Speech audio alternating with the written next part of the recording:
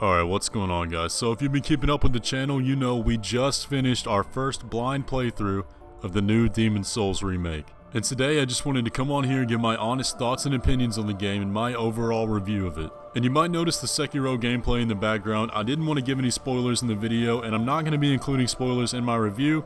So anything you see in here that's related to Demon's Souls is going to be from the trailer itself. And if you've been keeping up, you also know that we're about to start the first blind playthrough of Bloodborne. I've never played that game, and I don't know a whole lot about it. I know some of the bosses just because the game is like pretty old and it's unavoidable at this point, but I've never actually played the game, so we're going to be getting into that, and I'm super excited, and I hope you'll join me for it. And as always, guys, be sure to hit that subscribe button if you're not already, and let's get into the review.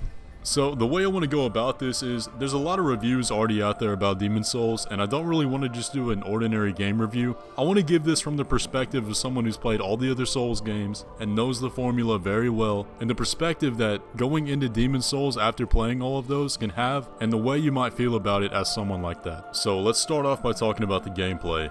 So right off the bat, you're going to notice how smooth this game runs. It is a perfect 60 FPS. It's going to hold whatever resolution you want it to. It is a beautiful game, and on the PS5, it does run beautifully. Now, I was only running it at the base 1080p, and that's about what you'd expect to run it at. Most people won't be playing this on a 4K TV, and it's going to run exactly like you want it to. Think back to Dark Souls 1, compared to Dark Souls Remastered, just like that, performance-wise. So now I want to take a look at the gameplay as a whole and like the journey through the game as compared to the other Dark Souls games. And now we are obviously going to keep in mind that this was the first Souls game, so the changes they made down the line obviously we're going to improve upon what we had established in the original Demon's Souls. But since those aspects are still in the remake today, it is worth talking about, and we are going to be criticizing things that are in the game, even though they were changed later on in the later titles. For example, the grass system. Now, as a veteran Souls player, the first thing you will notice is the absence of Estus Flask. The way healing works in Demon's Souls, it goes off these things called grasses. You'll have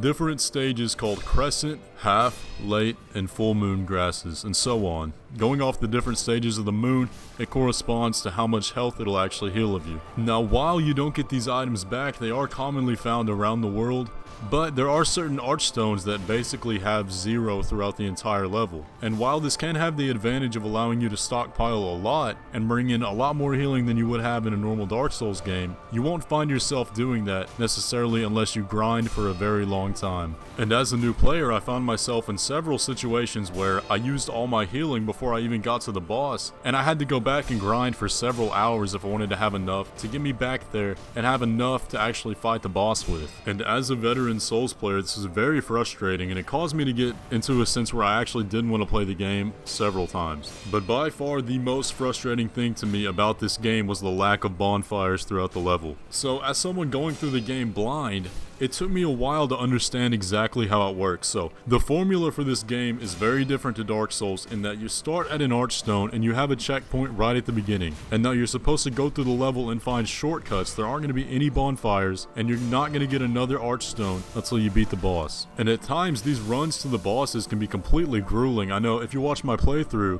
the second boss of Outer Boletaria was about to frustrate me to just drop the game completely, because that was a horrible run to the boss. Horrible. And until you actually understand the boss itself and you die, you have to go back there. It's going to take you several tries just to get back to the boss. And then by that point you're using all your grass, and there's not a good grinding spot for it.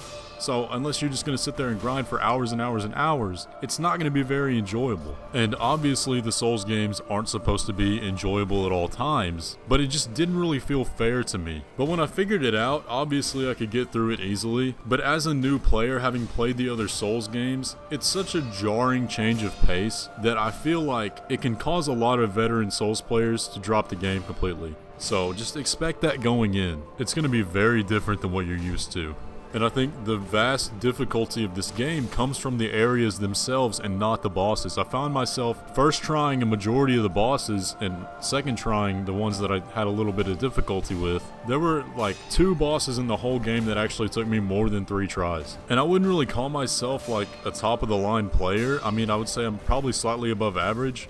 The bosses in this game are just easy. The AI is really not the best, it really shows its age, and they only have like maybe 3 to 5 different attacks each, and they're all very exploitable and very telegraphed. So something else you'll need to note before going into Demon Souls is that this game really focuses on the RPG elements a lot more than Dark Souls did, and that when something has a weakness, it's going to be very weak to it. For example, if something is weak to magic and you use fire against it, you're not going to be doing much damage. But if you imbue your weapon with magic, you're going to be doing like triple, maybe even 4 times as much damage as normal. And if you can figure out what those weaknesses are, you might fly through the game. And so for me, going in this game blind, it took me a long time to figure that out, when in a lot of cases, I didn't have to suffer near as much as I did if I would have known those weaknesses and how to use them. All in all though, the boss fights in this game were a ton of fun to play against. I mean, you have to use a lot of creativity when approaching several of the bosses in this game, and because of that, it was a very good experience to play. I mean, I can't think of a single one that I think like, I definitely do not want to ever do that again. So another minor complaint I had with this game were the areas. I feel like they didn't really accomplish what they wanted to do.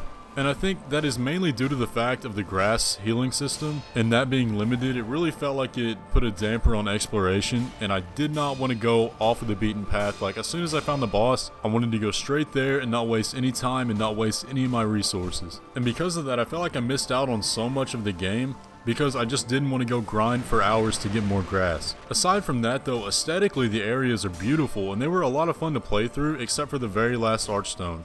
I never ever want to do that again. That was horrible. Please don't ever make me go back to that area ever again. So some praises of the game. The combat was awesome. They added omnidirectional rolling, which really works great. It feels like if you had Dark Souls 1 but you added Dark Souls 3 rolling into that. It feels really good. But because of that, I feel like a lot of the AI didn't account for that, so the bosses are very easy to exploit. You can roll to their weak points very easily. And it makes for some very satisfying gameplay, but also some very easy boss fights. Oh, and there's also no poise, so if you get hit, no matter what you're doing, you will get staggered.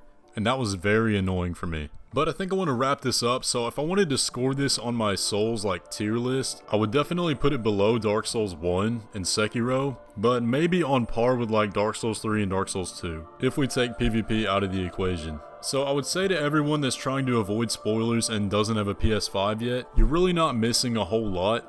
It's a great experience to definitely play once you get your hands on a PS5, but I don't think you should be in any kind of rush to play it, because the online mode is really lacking. You're heavily penalized for being in human form, and you're also heavily penalized for being an invader. So that really detracts from a lot of people trying to play online. So guys, that's gonna about wrap up the video. I would say to everybody thinking about getting Demon Souls, it's a great one-time experience, and that's about all it has to offer. But hey, that's just my opinion. Feel free to disagree, and let me know down in the comments, what do you think about Demon Souls? And with that, I'll catch you in the next video. I let her test drive out in the west side. She get my best side. Girl, I know you see it coming on your timeline. You're just like fine wine, hit on my line.